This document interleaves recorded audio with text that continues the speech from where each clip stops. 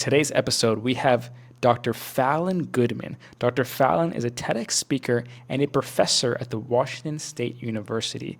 In today's episode, she's going to share much of the research that she has done in her own lab, the Fallon Emotional and Resilience Lab, and she's going to share many of the common misconceptions around social anxiety. And she's going to share from her research the proven techniques that anyone can take to radically improve their own social anxiety and to become more confident and to authentically connect with others. We've got a lot of amazing insights in this episode. Really excited to share it with you guys. Let's dive into it. Welcome, Dr. Fallon, to the podcast. Thanks for having me. Yeah, thanks for being here. So let's just jump right into it. One question I'd love to ask just to really get to know someone is, Dr. Fallon, at this stage in your life, what is your purpose? Keeping my daughter alive is the tippy top of the iceberg. She's 11 months, so we've almost survived a year. And it's interesting, when she was born, she immediately jumped to the top rung of the hierarchy, which previously my purpose was work. It's always been work. It's always been my career. And I think, like many parents, especially new parents experience, there's an immediate conflict between these two purposes of being a present, engaged mother and being a productive, engaged professor. And those things have really continued to fight each other. And I'm grateful that I have both of them in my life. Well, congrats on your daughter. And as far as the work side, what is the purpose around your work? My mission on this planet, I think, in addition to being a mother, my secondary mission is to spread education about social anxiety and reduce the amount of loneliness in this world. And so my lab at George Washington in DC, we study social anxiety. We study how a lot of topics, Alex, that you talk about on the podcast. We study how people connect. We study things like the feeling of being alone in a crowd. We study how people develop social anxiety and then what happens thereafter in terms of developing other mental illnesses. We're developing a social media arm now to promote and spread a lot of education about social anxiety and promote social connection. And so that mission really has driven me since I was a freshman in college. Wow, beautiful. And why this mission or this topic or problem in particular? I think sometimes people like to create a perfect story of how A leads to B and B leads to C. And that's not always reflective of how people get to a certain place. For me, it started with luck, where I was at the University of Maryland. I was a freshman. I knew I liked psychology. I knew I wanted to pursue a career in it. But like most people, most freshmen in particular, I didn't really know what I wanted to do with it. So I started volunteering in a research lab. And I volunteered with Dr. Ken Rubin. He's a developmental psychologist, and he studies social anxiety in young children. And what we were doing is observing kids as young as 5, 6 years old, preschool and kindergarten age. We would go to classrooms and observe a particular child, and it became evident pretty quickly that certain children were really struggling to socialize at such a young age, where they haven't developed strong relationships. Like, sometimes when we think about social anxiety, we think about middle school. Middle school's arguably the worst time in a person's life in terms of development, because there's bullying and there's romantic relationships and friendships, and your identity is emerging. But the work of Dr. Rubin, what he did was he's able to identify people who are at risk for developing social anxiety as young as 4, 5, 6 years old. And so that early experience, my first and second years of college, it sort of clicked. Like, we have this condition that not only starts earlier than most mental illnesses, but can be detected in really young children. It's also a condition that I did my research. It's a condition that leads to so many other mental health problems and disorders like depression. It increase risk, I should say, for depression and suicidality. And it feels like so many individuals are suffering needlessly because we have really good treatments for social anxiety. And so this interest was really born out of a frustration that people are suffering because of, as a function of their social anxiety, they are missing out on one of the most fundamental things about being human, which is connecting with other people. And yet this condition that can wreak havoc and root on and ultimately destroy a person's life, this condition's treatable. And so it felt like I had to do something to learn more about the condition and also spread education about what it is and how people get better. Beautiful. Well, I'm glad you decided to do that. Well, let's dive into that. We talked about a lot of things of early detection of what social anxiety can lead to and some of the treatments. But before all that, what is social anxiety? Let's start with that. So social anxiety, the core feature is a fear of evaluation from other people. And what underlies that fear of being evaluated is a person with social anxiety believes that they have some sort of flaw, deficiency, inferiority, that when they interact with other people will notice this characteristic of themselves that they believe to be not good enough. And then once other people see that flaw, they will reject that person. And rejection can look like a lot of things. It could be overt rejection, it could be discrimination, it could be romantic or friendship. But the person with social anxiety believes that this thing or things about themselves make them unworthy of connecting with other people. And they worry that individuals will immediately see this and not want to develop a relationship with them because of it. There's ultimately a fear of being rejected because they think something is underlying wrong with them. And what does it look like? What does a person has social anxiety, what does it look like in their life? I think the misconception is that someone with social anxiety wants to hide away, isolate, not socialize, not associate with other people. And what we know is that social anxiety is a fear of connection, a fear of interaction, but not a dislike of interacting or not wanting to connect. And so social anxiety can look like someone isolating. They're going to opt to stay home as opposed to go to that party because it's so overwhelming that it doesn't feel worth it to manage and go through that anxiety. But it could also look like someone in a situation, let's say they have to go to, like at work, and they're really suffering inside. They're looking around the room, trying to figure out what people are thinking about them. Are they thinking they're dressed in an odd way? Did they say something that they worry other people thought was silly or dumb or not funny? It's a constant worry and a scanning of the room to see, well, how are people judging me? How are they evaluating me? And am I meeting their standards? And so there's another layer to this, which is that people with social anxiety often have unrealistic expectations of themselves. They think that they should perform perfectly in different social situations. The the additional challenge here is that unrealistic expectations for themselves, and then they perceive things as they do. If they're somewhat benign, they perceive those things as really catastrophic. Like, I can't believe I said that. And because I said that, no one's going to want to talk to me. No one's going to want to be my friend. And when this happens in the midst of a social interaction, oftentimes people will withdraw. And so as opposed to being present in interaction, talking to you, being present with my friends, being present with my daughter, I become more focused on my own internal dialogue, my own internal chatter of, I can't believe I did that. I can't believe I said that. Wow, what does that mean for this relationship? And my spotlight turns on me, and I become more focused on managing and coping with my own anxiety than on enjoying and immersing myself in the social interaction.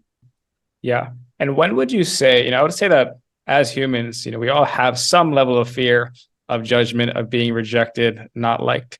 So when does it become, you have social anxiety and this is a problem? Like, what does that spectrum look like? I teach abnormal psychology at GW, and one of the questions I get asked every semester is, how do I know when I need therapy? And I have two answers. First of all, is if you want to get therapy and you want to get help, get help. It can help you regardless of your mental health symptoms or diagnoses. But another piece of this is that if the symptoms of your condition, in this case, your symptoms of social anxiety, are getting in the way of living the life that you want to live, then that's usually a signal that you want to address it, either with therapy or some sort of self-help tool. And what I mean by getting in the way, it preventing you from engaging with people and you really want to engage with those people? Is it preventing you from taking opportunities at work that you would have otherwise taken if you weren't anxious about it? Is it getting in the way of you building connections with your new neighbors or developing a romantic relationship and you want those things? So when you're not doing things because you're avoiding them as a result of your anxiety, that's usually a sign that we're moving from normative levels of anxiety, of social anxiety that most of us have, just to levels that might indicate some sort of clinical condition. In terms of the presence of social anxiety and the severity of it, if you're finding that you're feeling socially anxious in a lot of different types of social situations, and that it's feeling really overwhelming to the point where you're wanting to avoid it, that might also indicate that the level of social anxiety you're experiencing is more than what we would expect, sort of a normative, somewhat healthy level of social anxiety. Yeah, I love the way you put that. I mean, it's really up to the person to decide, like, is social anxiety, the fear of rejection, limiting my life? And that's the question to that answer is what would make someone decide to either get therapy or get some sort of help. It's not about do I meet these requirements? Oh, and now I have to get help. It's, do I want to improve my life and remove these limits? And then I can actually do the work and make these changes. Exactly. And, not to be a cynic, but the diagnostic criteria change every time they revise the manual. And so it's not that we should be beholden to these criteria that sometimes change. It's about reflecting on your own experience. Am I suffering? Is this social anxiety feeling so bad and so unbearable that I don't want to feel like this anymore? Or is this impairing? Is this getting in the way of doing all of these things that are important to me that I'm choosing not to do because of my anxiety? Yeah, that makes sense. And taking, a step back or a step deeper into it, why does social anxiety develop in the first place? So the evolutionary theories are that social anxiety is something we experience because we want to fit in and develop relationships with particular people to maintain a social group. And so the reasoning of, or why that's important, is we know that humans rely on other people for nearly every, whether or not you want to admit it, we all rely on other people to varying degrees to exist. Whether it's the person who made this coffee cup and harvested these beans, to the person who built my car, to the feelings of safety with my partner or the feelings of love with my family. Social relationships are fundamental to our physical and mental health. And so the idea is that when I feel a little bit socially anxious, I'm trying to make sure that my behavior, the things I'm doing and saying, fit with the social norms of the group. Because if they don't, I'm at risk for being ousted from the group. I'm at risk for being rejected. Now, at some point in human history, being ousted from a social group was a near fatal consequence. It's not so much anymore, but we still rely on other people. And so social anxiety sort of makes sure that our behavior is fitting with what other people are expecting of us. This is not to say that we're all conforming all the time. This is not to say that people aren't unique and that's something that is desired by the group. But on average, a little bit of social anxiety can be helpful in that it helps you fit in with whatever you think are the social norms of a given group. So at like a fundamental level, as humans, we are wired to have some level of fear of rejection because, back then we needed to be a part of a group to just survive, just to live. So now the threat of rejection gets our entire body and mind to protect ourselves. But then why do some people have varying levels of social anxiety? Why does that happen? Just like most mental illnesses, there's various risk factors for why someone would go on to develop social anxiety disorder. Some of this has a genetic basis where you're more reactive to stressful things, you feel anxious more often, you have more difficulty regulating your anxiety. Some of it is modeling from parents. So with parents that have social anxiety might unintentionally model to their children how they're interacting and some of the fears that they have. There's also various social experiences that can lead to social anxiety, So the most common one is some sort of bullying or embarrassing situation. So I don't know what your middle school life was, Alex, but I can think of many times where I felt ashamed, embarrassed. I did something awkward. I said something weird in class and people laughed, or, you're sort of shamed and cast aside. And the critical thing to do in those moments is to not then avoid. And when you do something that makes you feel embarrassment or shame, for instance, there's the wanting to withdraw, to hide away, to stay in your room, to just be alone and experience that. And what happens is when people experience these negative social interactions like bullying, like embarrassing moments, those who then go on to avoid then start to develop and reinforce these fears like, oh, that really bad thing happened. And if I socialize, it's going to happen again. For whatever reason, that thing will happen again. I'll do that embarrassing thing.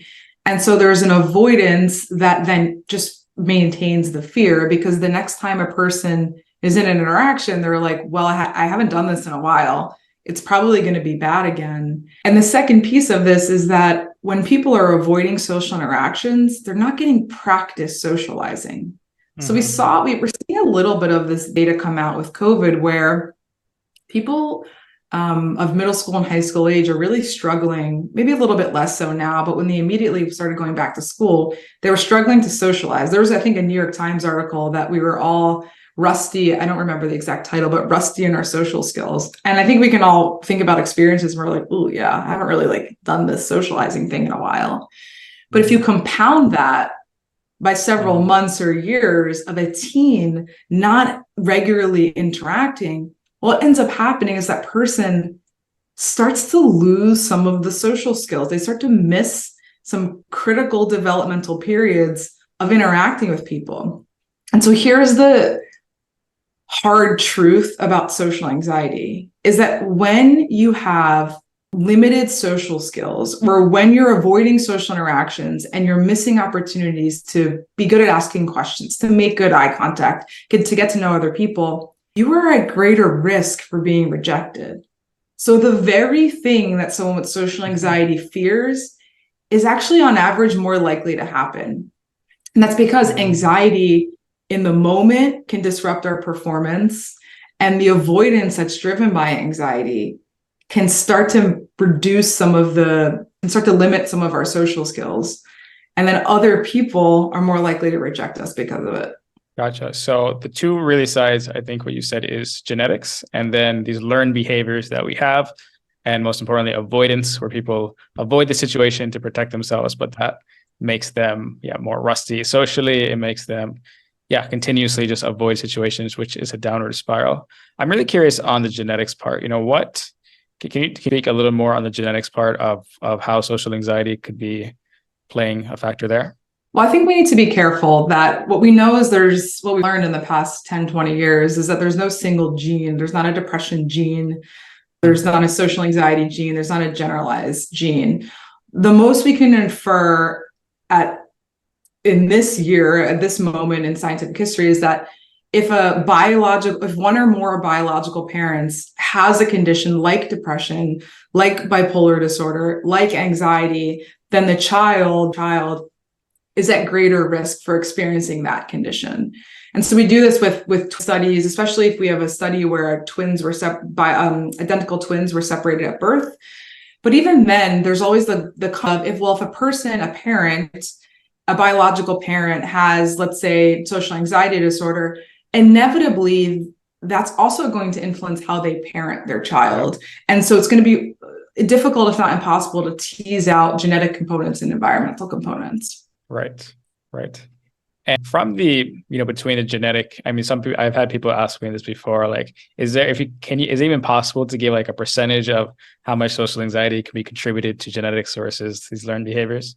I think a percentage makes people feel better, because the percentage that's not genetics is what they think is in their control. And I think that's what's most important, is that we have a unique genetic makeup that influences how we look and feel and some of our behaviors. And there's a lot of things that are driven by our environment, and therefore a lot of things that are in our control. And so whenever we're talking about treating social anxiety, And so we're not creating a pie to say, all right, well, 35% is genetic, so don't worry about that. Let's focus on the other 65%. It's more of like, let's deconstruct your behaviors. Let's talk about what you're doing every day and try to modify those behaviors and those thought processes in a way that helps you feel better. I think like the take home message always when we used to work with patients was there are things that might be out of your control, like your life circumstances, your biology, and there's this whole set of other things that are within your control that can be modified. And let's start there. Yeah. So really just focus on what you can control. And I think for most people, they shouldn't even need to worry about the genetic component.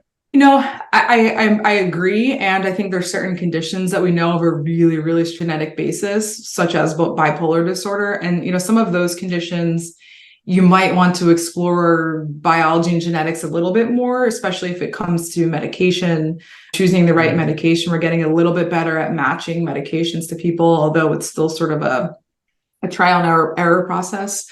So it's not that it should be cast aside. And it also, like, if a person has a condition and they're not wanting to pass it off to offspring, and that's going to dictate whether or not they have a biological child, then it's a different conversation. But in terms of treatment, I think it's often more helpful to focus on the things that are modifiable. Yeah, that makes sense. And you mentioned during your early work, you were looking at younger people, 5 to 6 years old, or 4 to 6 years old, that were at risk of social anxiety. What were those early stage things that you noticed that would determine, or you can notice that if someone would have social anxiety as they develop? Yeah, so it's for shy and inhibited behavior. And so what this looks like in a young person, in a child, is withdrawing physically from a typical social interaction. So for instance, being in a classroom during free time or playtime and being alone most of the time, not staying within a social interaction. It might also be like clinging to a parent when you're going to a new social setting, especially when it's with same-aged peers. And so it's not that any one time a child does this, red flag social anxiety. It would be a consistent pattern of behavior where they're not interacting with children in a way you might expect for someone their age.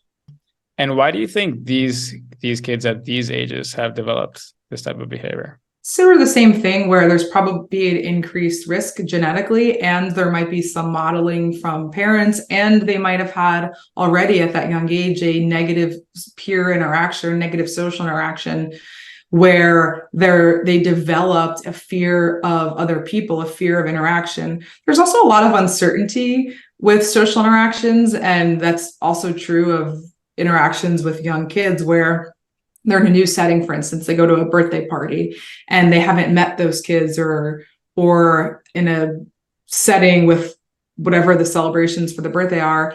And that uncertainty, that unfamiliarity can often increase anxiety. And some kids just are going to have more difficulty managing that uncertainty than others. And I think most people listening right now, or in our audience, is people that are just adults looking to do this work themselves. I'm really curious to quickly want to touch on, if a parent notices their child has these beats at that age, what's something that they can do to help them? There's a lot. I think, just to say that there's always benefit of receiving therapy. I'm obviously biased. I trained as a clinician for a long time. I also know that most people don't have access to good quality care, whether it's financial access or therapists have incredibly long waiting lists, especially now. And so in the absence of therapy, there's a lot of things. So one is talking to the child as much as they're willing about some of the fears to normalize them. What is it, depending on the child, you're going to alter the way you ask these questions, but where you're wanting to get at is, what is the source of the fear? What are some of the things that they are worried about? Is it a physical injury? Is it a social rejection or blunder? In really young kids, they're not going to have the language, but as they get older and start to develop the language, they're going to be better able to articulate the fear. So first, parents just getting a sense of what is the source of the fear. And then relatedly is, what are the specific types of social interactions that they're finding fearful? So let's say it's only school. Well, what a parent can do is have the child get practice interacting in other situations, like having a classmate over to their house, that increase their confidence, that get them practicing socializing before diving into the thing that's most scary. One more important thing for parents is that there's going to be a balance between reinforcing the fear to help the child feel better in the moment and being there to comfort the child. Now, my on this has changed since having my daughter, where there's so many moments where she's crying and I'm compelled to just go grab her up when we were doing sleep training, for instance. And I'm like, you're a psychologist, you study anxiety, don't reinforce. And like, there was moments at 2 a.m. where I'm like, I can't, and would go in and then feel guilty and this and that. Not that you should not make your child, not provide empathy and support and comfort to your child, but you also want to push them a little bit outside of their comfort zone so they don't unintentionally reinforce their anxiety, because doing so puts them on a negative trajectory where they might continue avoiding social interactions and therefore just exacerbate the social anxiety. So it's a bit of a tricky balance, but you do want to be there for supports, but also allow them to a little bit and push their comfort zone. And there's ways to do that. You can give them, for instance, a little bit of a roadmap about a social interaction. So you, like a pep talk, and say, okay, we're going to Johnny's birthday and we're going to be there for about 2 hours. A, B, and C people are going to be there. Oh, I heard that there's going to be a balloon station. Maybe we can make some balloons. What would you want to make? So you're giving them a little sense of what's going to happen, sort of sprinkling in some exciting, positive things. And then you give them an out. So we're leaving it after 2 hours. After that, maybe we can go grab ice cream. So then you also build in a reinforcement. So there can be a lot of previewing that you can do before an interaction. During the interaction, you're trying to be a secure home base where if the child's really struggling, they know that you're there, but also letting them go explore on their own. And then after the interaction, you want to debrief.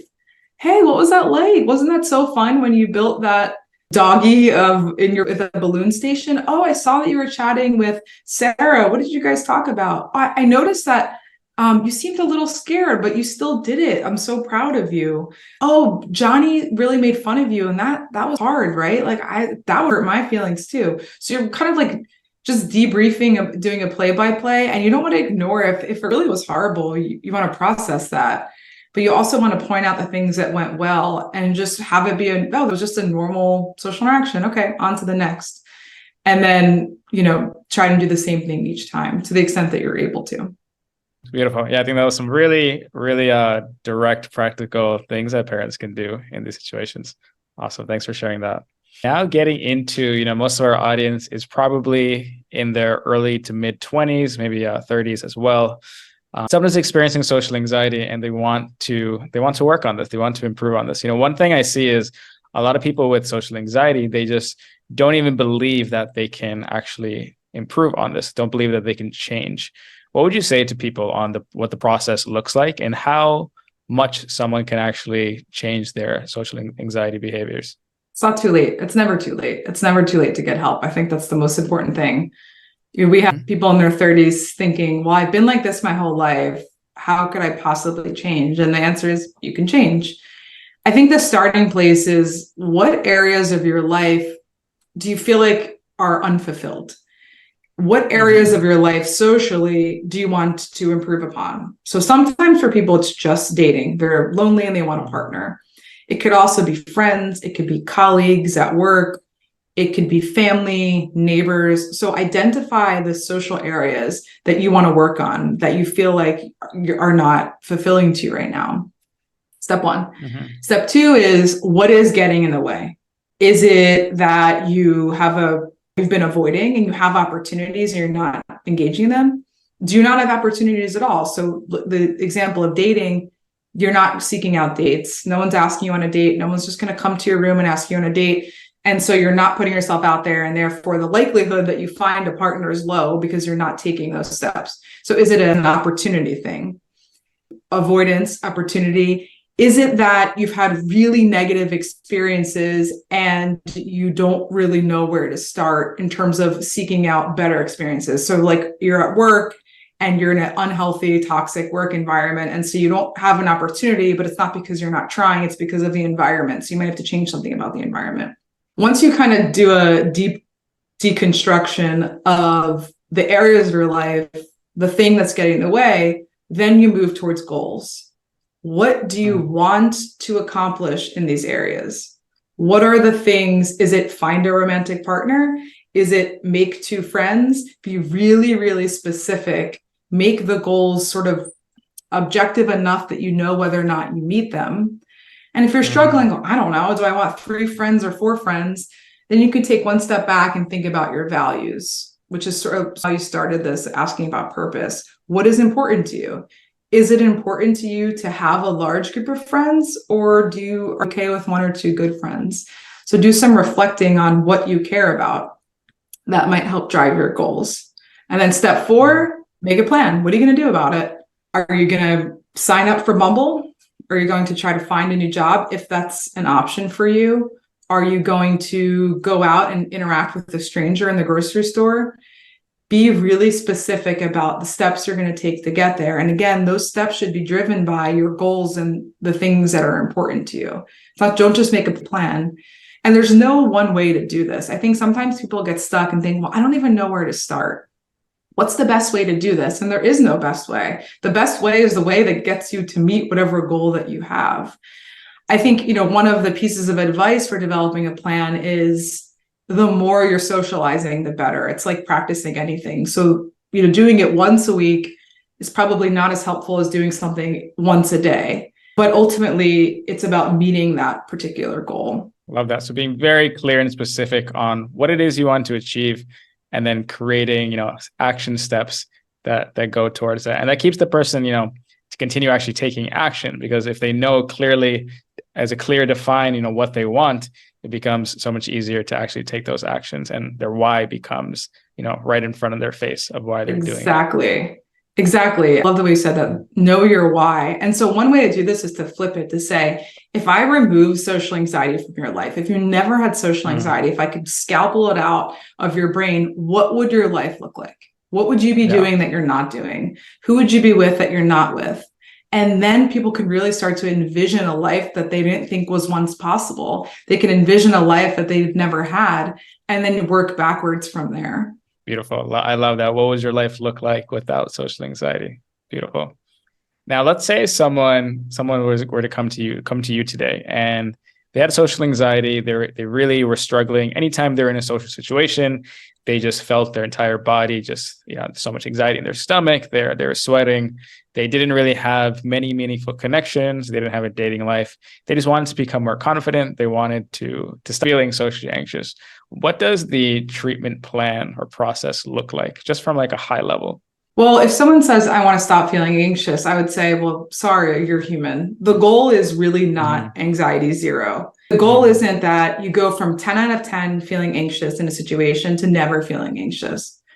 In fact, your social anxiety, how anxious you feel in the moment, might only go down to like 7 out of 10 or 6 out of 10. And sometimes it's like, well, who cares if you're doing the thing that you want to do and it's resulting in the thing that's important to you. So if you go on that date and you're anxious, most people on first dates are anxious, and you feel like you have a good connection and it results in a second date, well, then your anxiety level is irrelevant. What we know is that eventually, with more practice, it should start to subside. But in the first stage, is going to stay high for a while. I think a piece of reassurance is that what we know from treatment research is how quickly that level of anxiety goes down doesn't predict who gets better. It's actually about people who, and this is a misconception about anxiety. So what we think is that, okay, I have to do this thing do you have any phobias, Alex? Don't lie. Any phobias? Yeah. Well, still in like large groups, especially if I go to a place, I don't know anybody, meeting people is still, I still feel some level of anxiety. Okay. What about any specific phobias, like in particular animal, fear of heights? I would say nothing severe. I mean, I have like a general fear of like when I'm riding my scooter of getting into an accident, but nothing like that. That's probably I think it's a healthy level. Okay. All right. So I'll share mine then. I really don't like heights, and this has happened really quickly. My fear of heights started with a panic attack on Mount Fuji. It's a really inconvenient place to have a panic attack because it's a volcano and we were on the side of it and it was getting dark. And I realized in that moment, I actually don't like heights, and we were only 1/3 of the way up. So in order to treat my fear of heights, the misconception is that, well, I'd have to stay on Mount Fuji long enough for my anxiety to go down. And then, yay, I learned that, oh, it's not that bad. And I can be in the situation with low anxiety. And I do that over and over again. And I have to stay on that bridge until my anxiety goes down. I have to stay at the top of the Eiffel Tower until my anxiety goes down. But that's really not how anxiety treatment works. It works by teaching the person that the thing that they fear most is really unlikely to happen. I think this is a critical distinction. So when you're in large groups and you're thinking about the worst case scenario, it almost never happens. When I'm on the Mount Fuji, I'm thinking, well, I'm probably just going to tumble down and fall. People do die in this mountain every year, by the way, but the likelihood of this happening is very, very low. And so when people socialize, it's important beforehand to think about, okay, if this were to go absolutely horribly, what would happen? The person would slap me across the face. I would spill wine all over me. I would freeze up on stage and not say anything. Think about the absolute worst case scenario. And then afterwards, evaluate, well, did it happen? Most of the time, it doesn't. And when you practice over and over again, you find that, all right, well, it might happen. I don't know, probably won't. And your expectation of how likely it is to happen starts to go down. Now, inevitably now someone asks, well, what if it happens? Like, what if I do get on stage? Because I had this experience in 8th grade where I gave a talk and I froze up. Then it's, well, how bad was it? Were you able to cope with it? Are you still functioning? Are you still alive? Are you still a human? Does that situation reflect who you are in all areas? Are you the person you were in that 8th grade poetry class? What does it mean about you as a person? And so you move towards, well, when it happened, can I deal with it if it did happen? If that worst case scenario happened, would it significantly alter my life?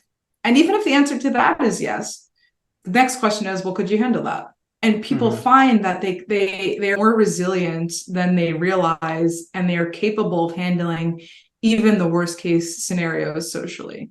So asking these specific questions so people have really understand what it is they're scared of, because a lot of times they have this anxiety and it's all this uncertainty. But when you become very clear on this is exactly the worst case that can happen, and then eventually you well, can I handle it? Even in the worst case situation, can I handle it? And most oftentimes they can, and they have ways to cope with it.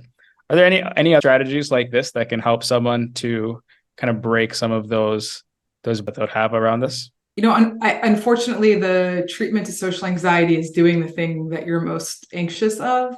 And so there's an immersion, there has to be an immersion in the experience. So beforehand, you can ask yourself, literally write down in 3 seconds, what's the worst that can happen? Then do the thing. And then afterwards, did it happen? Yes, no. And if it did happen, jot down, how you handled it.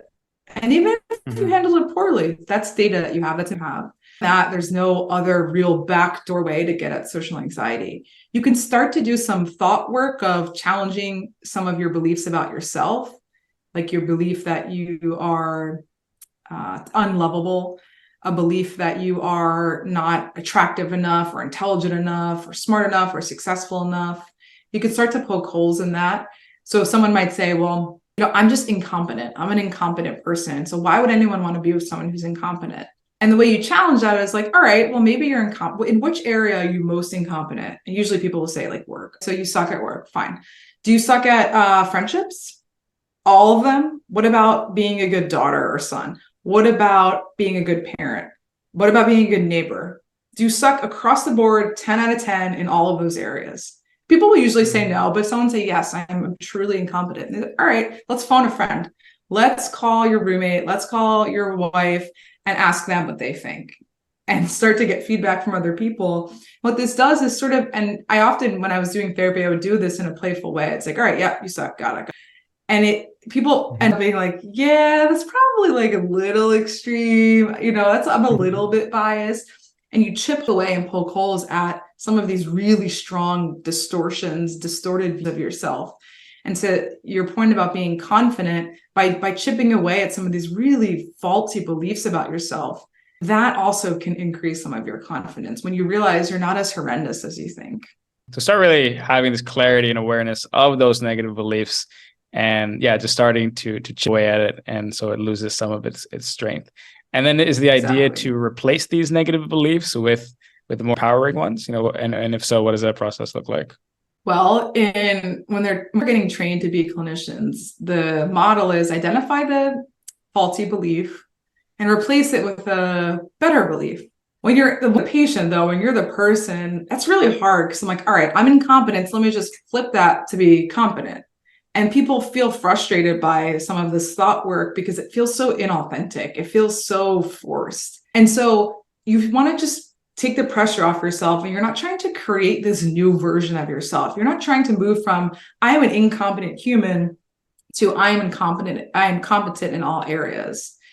You're just moving the needle a little bit, that rather than being incompetent, to stay with this example, in all areas, maybe like 80% of areas. So we go from 100% to 80%.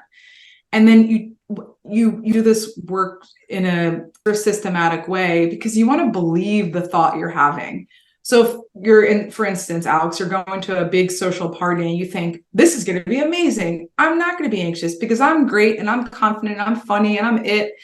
And then you go there, the likelihood that you have those internal experiences is like zero because you're feeling anxious. But if you just move the needle a little bit and say, I feel like I can, have a 1-minute conversation. I feel like I can be myself when I talk about sports or my podcast or my work.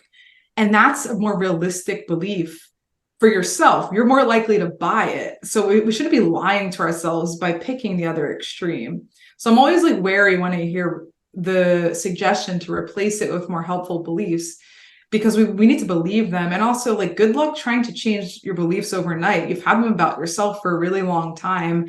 And so we should be also realistic about how quickly those belief systems will change. And really the best way to change your beliefs is to get other data. Like, we can sit in our room and like talk to ourselves about how we're not as bad as we think. What's more powerful is getting that data from other people, getting that data by doing the things that we think we suck at and realizing we're not as bad as we thought. So being realistic about the changes in these beliefs you want to make, and realize it does take some time.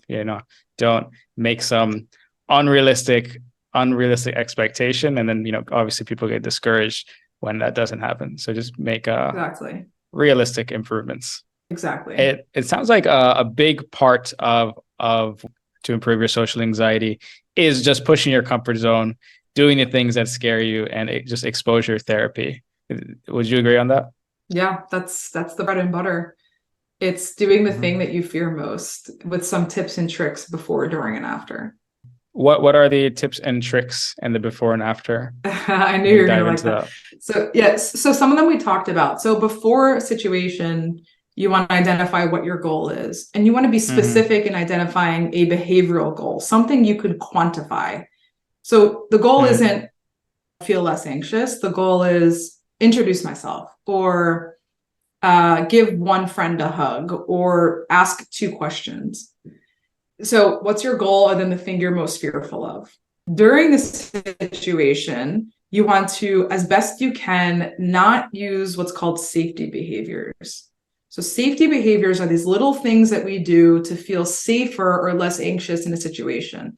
So maybe you check your phone, maybe you keep your hands in your pocket, maybe you wear certain clothing or certain makeup to conceal things like blushing, maybe you avert eye contact and you don't stay present, maybe you keep sipping water is a big one. Whatever you do to feel less anxious, you want to try not to do those things, because by doing them, like drinking water repeatedly, you're teaching yourself that you can only engage in the situation with a safety behavior.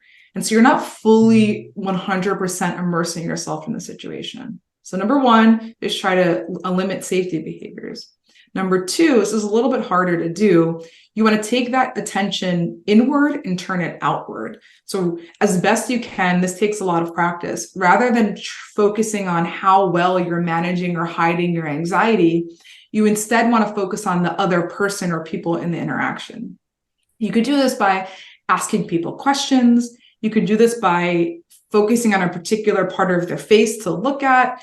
You can do this by going through your senses. What are you smelling and hearing and feeling in the environment? Anything you can do to draw your attention outward, away from your own internal dialogue. After the situation, then you want to ask yourself those questions. Did this fear come true? Almost always it's no. And if it did, how did you cope with it? And did you meet your goal? Did you ask that one question or give that one person that hug? And then you start to keep a record and you look back and say, either you're meeting all of your goals, which is great, and over time that'll reduce your anxiety, or you're not meeting your goals.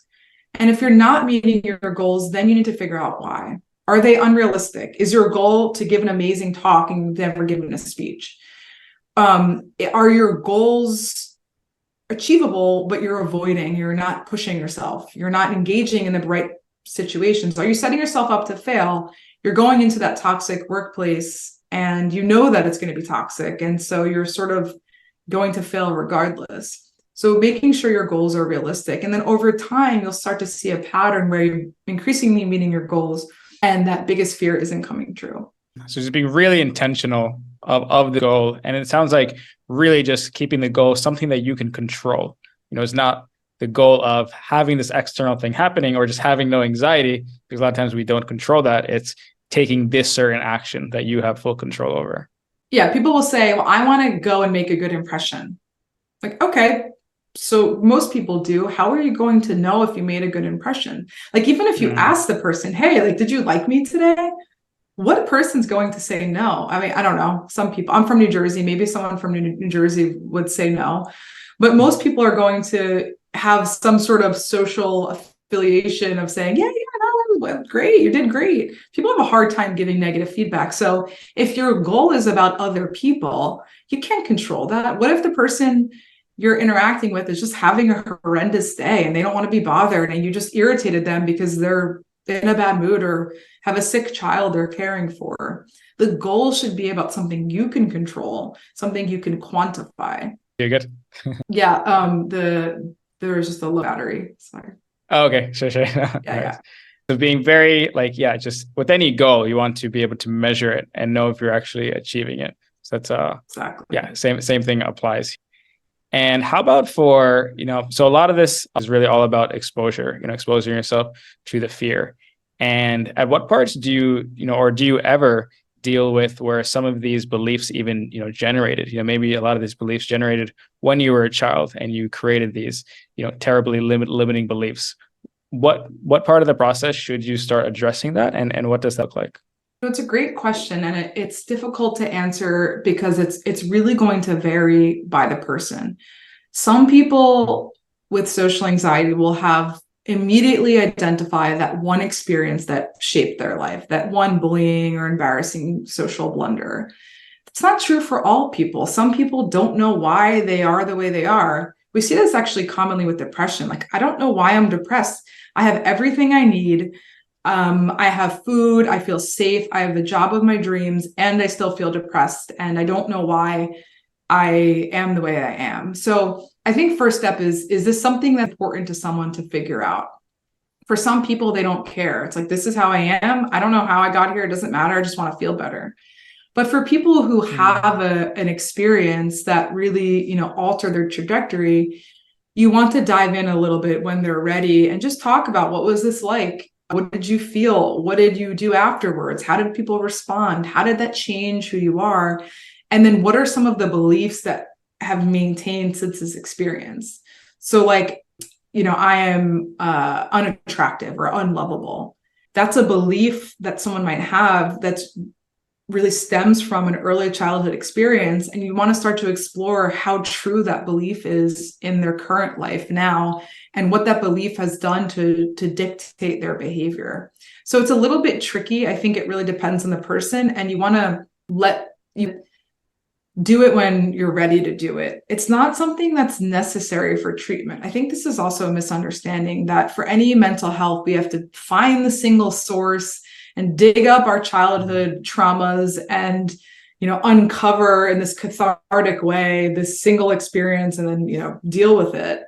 That's not true a lot of the time. And even if that is true in terms of people having an experience, they don't always want to go there. Like that might just be something they don't want to deal with at the moment.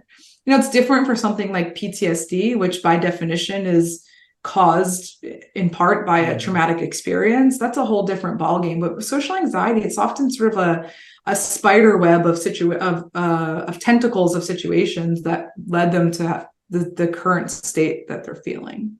So it's not necessarily like if someone wants to just improve their social life, start making deeper connections, it's not as to dive into some of that deeper work. A lot of it can be just this behavior change and pushing your comfort zone.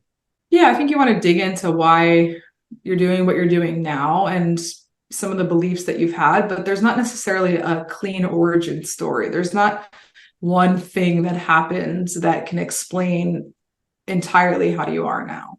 And I talked to a few people on many occasions, and they say they've tried therapy and they make a statement that it just doesn't work for me. This could be a hard question to ask without knowing the specifics, but what are some common potential reasons why someone isn't successfully dealing with their social anxiety, even when they are trying different strategies? Great question. So for the therapy part, so why does someone go to therapy, not get better? Lots of potential reasons. It could be the therapist is poorly trained. They don't know how to properly treat social anxiety. It could be that the person and the therapist don't click.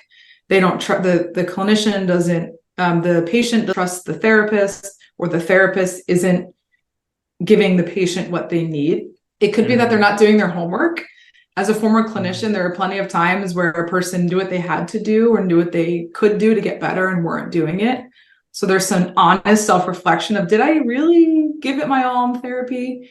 Not to blame the person, but sometimes we have to be accountable for the things where we could be doing better. It could be bad timing. There are crises in our lives that we're just not ready to address. Sometimes after the death of a loved one, you just might not be ready to deal with it.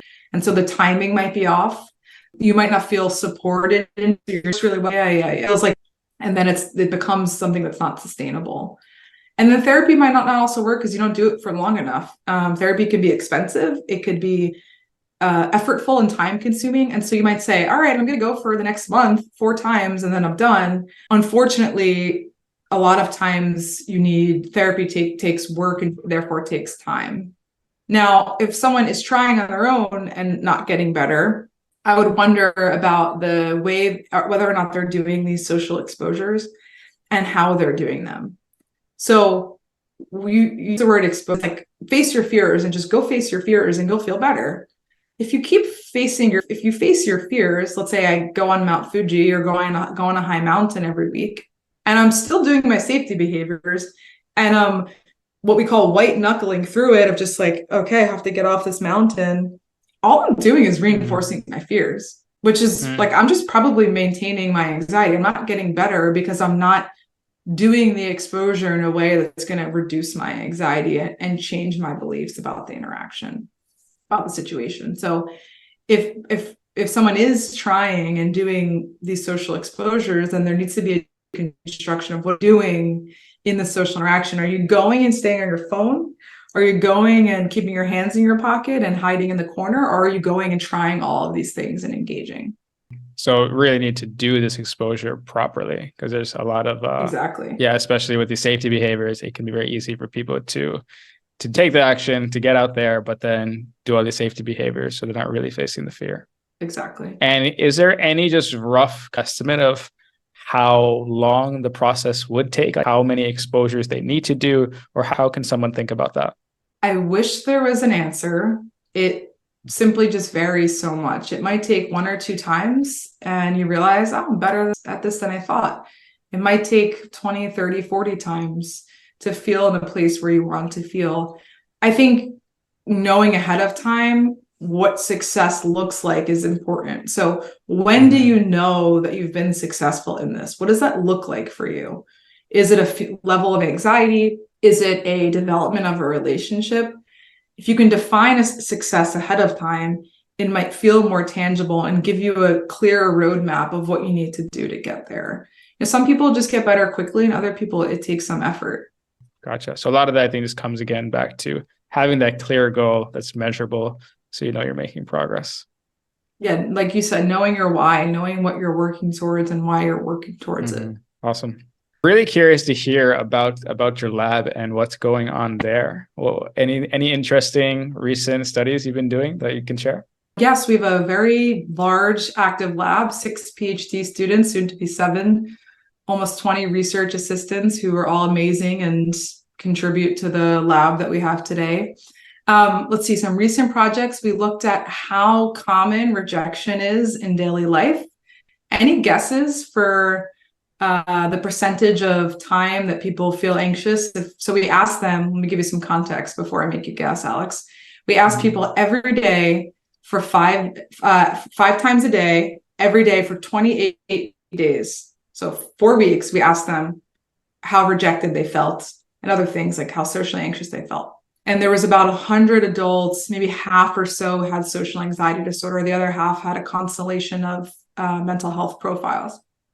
What percentage of the time do you think people said, yes, I feel rejected? Interesting. I would say maybe around 15 to 20. That's high.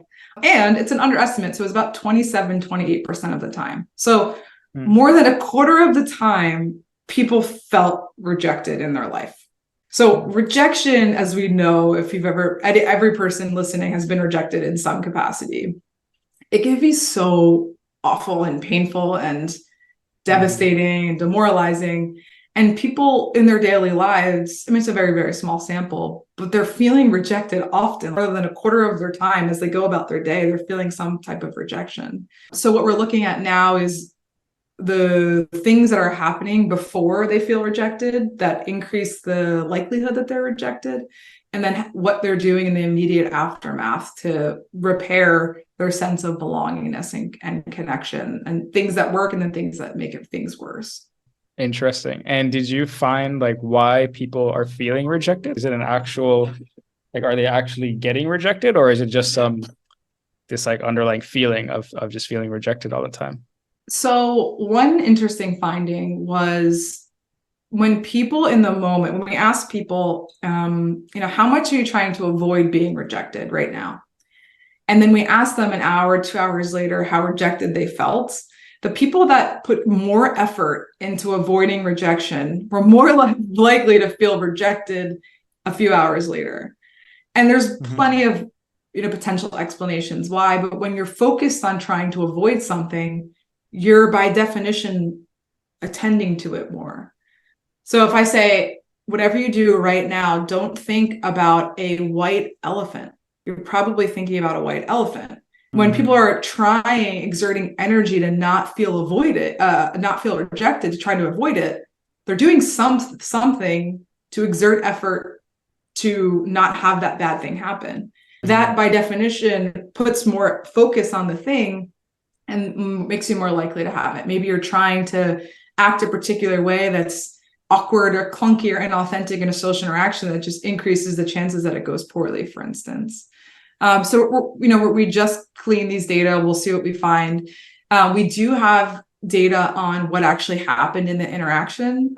So you might like this. One of the strongest predictors of feeling connected when people socialize, actually the strongest, is how authentic you felt. So the more authentic you felt in a social interaction, the more that was the strongest predictor of who felt like they connected with the people in the interaction. And we measured authenticity with this one question, which is, I felt like I could be effortlessly myself in this interaction. I felt like I could be effortlessly myself. Who I am, I was saying and doing what is true to me. And that mattered more than the type of interaction. That mattered more than whether people were warm and friendly or critical or condescending. That was the thing that really drove how connected people felt. Yeah, that makes a lot of sense. When people felt like they can be themselves, they felt more connected to the other person. I want to go a little deeper into connection, but before that, any other interesting studies that you've done throughout your time at the lab? I'm happy and proud to say that a lot of my work now is driven by my grad students, and they all have diverse interests. So we are doing an authenticity study actually right now, looking at the daily types of situations that drive authenticity. What does a person need in a social interaction or within themselves to act and feel authentic, and act authentically? So those data are still being collected. We also just did some work on discrimination and rejection experiences and how a person's reflections about or attributions of those interactions, so essentially why they think that they were rejected, how those differ based on different beliefs, including we're doing a study on sexual and gender minority adults. So does a person believe that they were rejected because of sexual orientation, racial minority identity as well? And then do those rejection experiences then lead to different outcomes? So are people going to cope differently when they're rejected because of who they are versus something they did or said versus something that just happened? So it was sort of, you were rejected because it was the other person or by chance. So we're diving really deep into different types of rejections and how different people with different identities experience and cope with rejection. Really interesting. Where can people find these studies, by the way? So the published work is on my website, just my name, fallongoodman.com.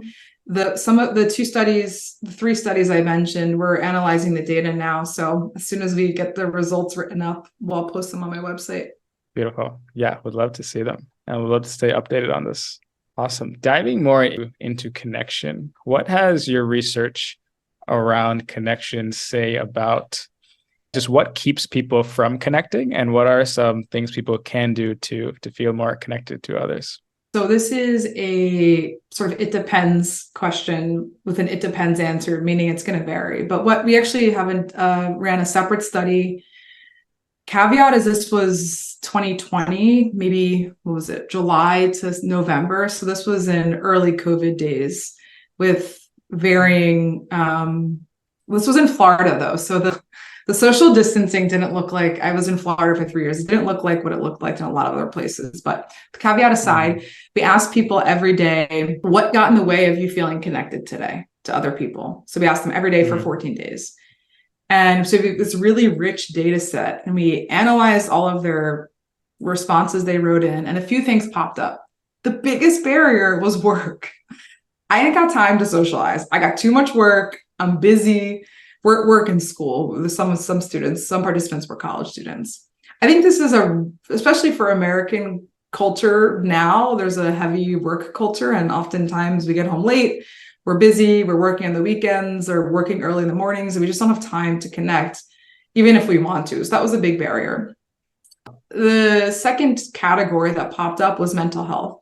So we had social anxiety and depression. So the depression was something like, was responses, I want to socialize, but I'm too depressed to go out, or I'm too depressed to get out of bed. And then the social anxiety responses were like, I'm just too fearful of what's going to happen or what other people will think of me. A very small percentage, I think less than 5% of people said, I'm just not motivated to connect. So we had people with varying levels of social anxiety, depression, extroversion, introversion, but only for a small percentage of people was, I feel disconnected, and it's because I just don't want to put in the effort. I just don't want to do the thing. That was a lot lower than I expected. And then the final category was conflict with other people. This is sort of, I guess, very intuitive, that when people were fighting or arguing with a partner or friends, then that they felt disconnected, sort of by definition. In terms of what people can do to feel more connected, I think there's first the individual reflection of where do you feel disconnected? So identifying an area or areas of your life that you feel disconnected. Like we talked about earlier, why are you feeling disconnected? Are you not socializing at all? If so, the simple solution is to find ways to socialize. Or is it more complicated where you are socializing, but you feel alone? You feel alone when you're socializing. Socializing is not a sure bet for connection. It's a sure bet to interact with people, but not to feel connected to those people. And so if you're feeling disconnected, you want to ask questions like, am I dissimilar from the group? Am I sort of the odd man out in this group? am I doing things to keep myself withdrawn and not putting myself out there? Am I not asking people questions that engage them? Like, what am I doing in that interaction that isn't working? Mhm. But to the sort of the theme, I think, of today's conversation is all of these self-reflections and questions need to be intentional, because if you're just trying to tackle loneliness as this broad, like, I feel lonely and I don't want to feel lonely, you need to have a starting place. And that starting place should be driven by whatever it is that you want to improve in your life. So again, it should go back to a goal, a clear goal. Yeah. And, one kind of practical, low cost way to do this is to socialize or have a social interaction where there's a joint goal. So that could be a work thing, but it could also be like a hiking group, something where everyone's there for the same purpose that isn't about the interaction. It takes some pressure off. Rather than saying, hey, do you want to all get happy hour? Maybe you don't want to get happy hour. Maybe this just feels effortful. Maybe you don't want to organize it. But can you think about something you're passionate about? Something that's important to you, something that you want to do, and then you tack on the social piece to that experience, to that hobby or passion. Then the social part of it doesn't feel as effortful, it doesn't feel as high stakes, because you're all there for another reason. And so you're more likely to enjoy just as a function of this shared passion or goal. And you mentioned that some people might actually interact with people and they still don't feel connected. And you kind of touched on this in the past hour too, but curious, what are some reasons why people could be talking to people but still feel disconnected, and how can they actually change that? The other people just might not be interested in you. And I think I like to start there sometimes, because it takes the pressure off of us.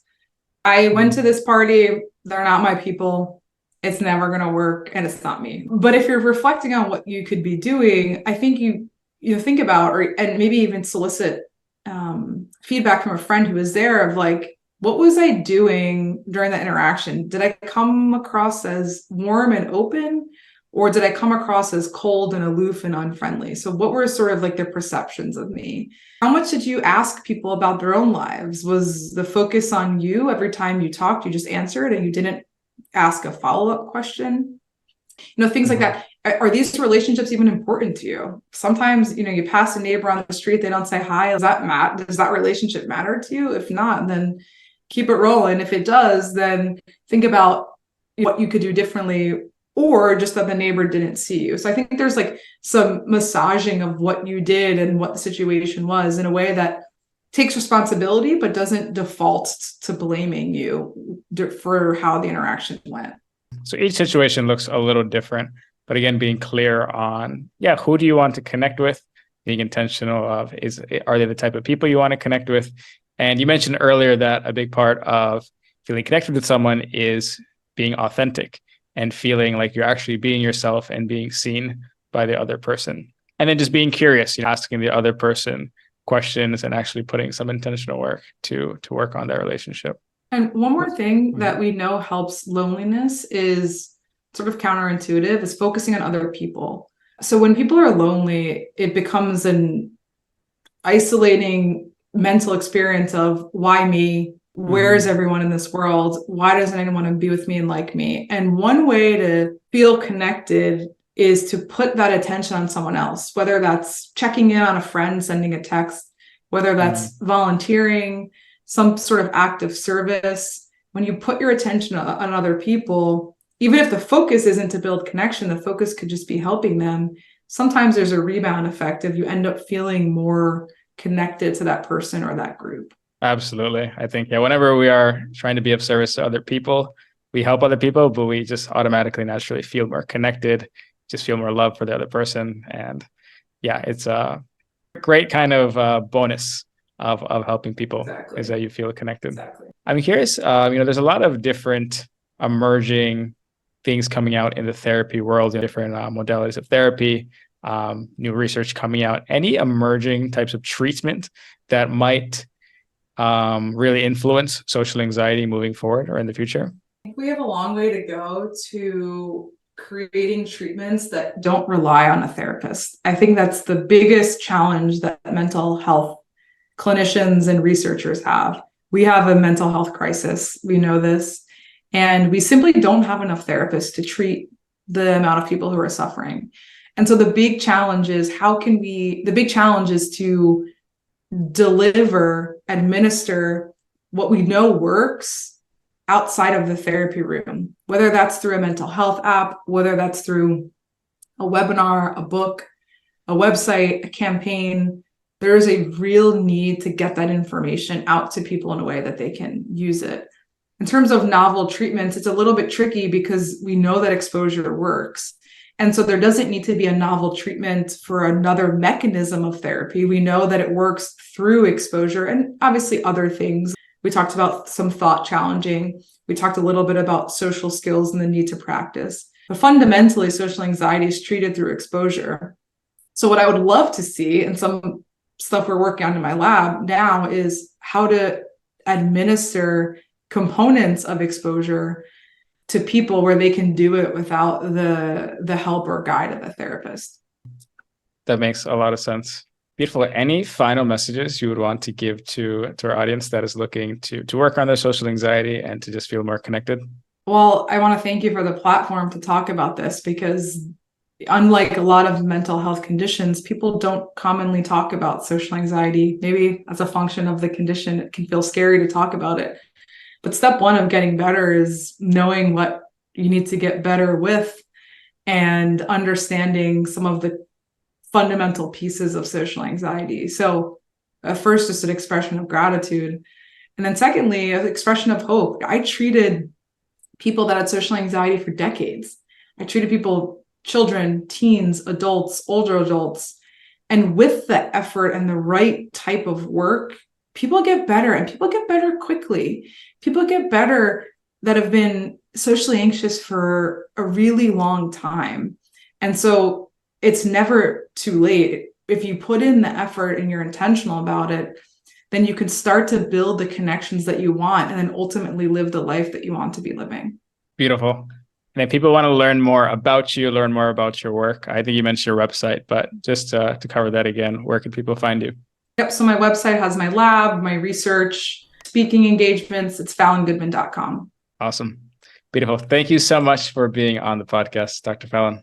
Thank you so much, Alex. It was a pleasure. Thank you guys so much for sticking with us till the end of this episode. If you liked the episode, please leave a review on whatever platform you're listening to.